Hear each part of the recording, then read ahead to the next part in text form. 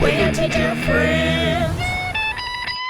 Hi, it's Heather here. And Lydia, your teacher friends, bringing to you a great maths activity, which is one of our favorites because it involves dinosaurs.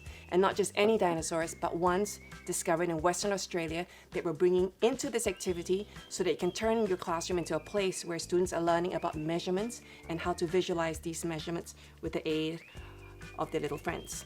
And here are the materials you'll need for this activity. So the start of this activity, you're going to be needing the information that we've given you about the footprints from dinosaurs that have been discovered along the coast in Western Australia. And there's a lot more information there you can find as well.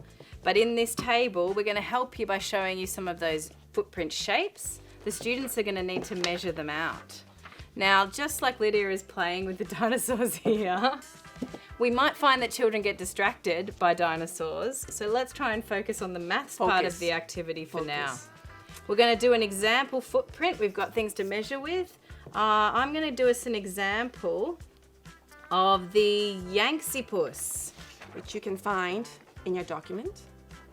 It would have been a dinosaur a little bit like this. We can see his feet up on there.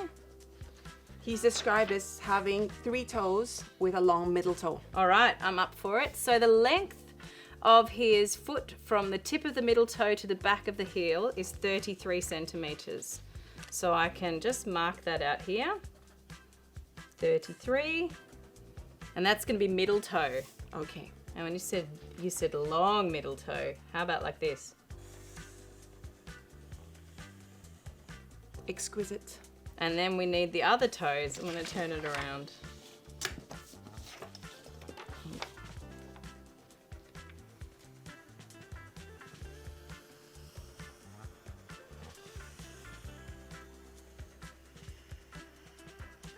Well done, Heather. That's a very Yanksipus. highly attractive looking footprint. So we measured it first and we used the measurements in the information we had there.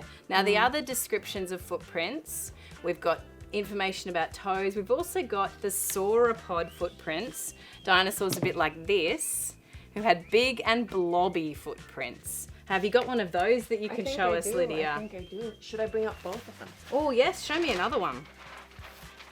Ah, here's one that we've done that's from the Megalosauropus. It's another 3-toed one. And this was a sauropod footprint that Heather was alluding to earlier. Big and blobby. This is what she's referring to. So the children will be able to draw these out. If you don't have big enough paper, you might be able to go outside and draw them with some chalk. So what's the whole point of doing these footprints, Heather? Yeah, so once we've had these measurements, now paleontologists have made lots of measurements over the years, and they have worked out that if we can multiply the length of a dinosaur's foot by 4, we can work out the hip height of the dinosaur. So we can work out the distance up to here, or the distance up to here on these dinosaurs, or up to here, like that. So with the dinosaur footprint that you had just drawn at 33 centimeters, the height of the dinosaur up to its hip would have been about 1.2 meters. Yes. Yes, Quite a leggy and so dinosaur.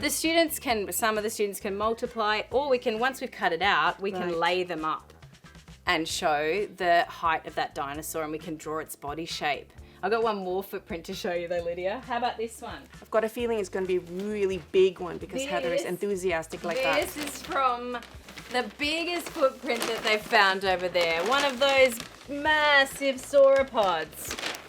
All right, this one is about the size of you though, Lydia. So I think we might have to take it outside, shall we? So we can show you how to measure this one. Oh, let's try it.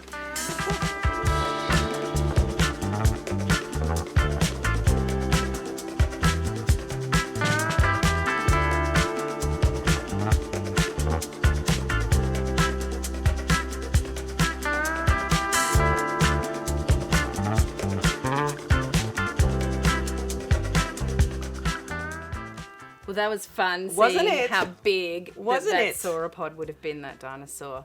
It was really interesting, and we hope you've had a good chance to have a look at the size and the scale and the difference between those different Australian dinosaurs. So of course, it's going to be very likely that your students will be interested in dinosaurs, and many will be bringing their dinosaurs to the classroom. For more information, head on to the Australian Age of Dinosaurs website that is listed in the document. Have fun!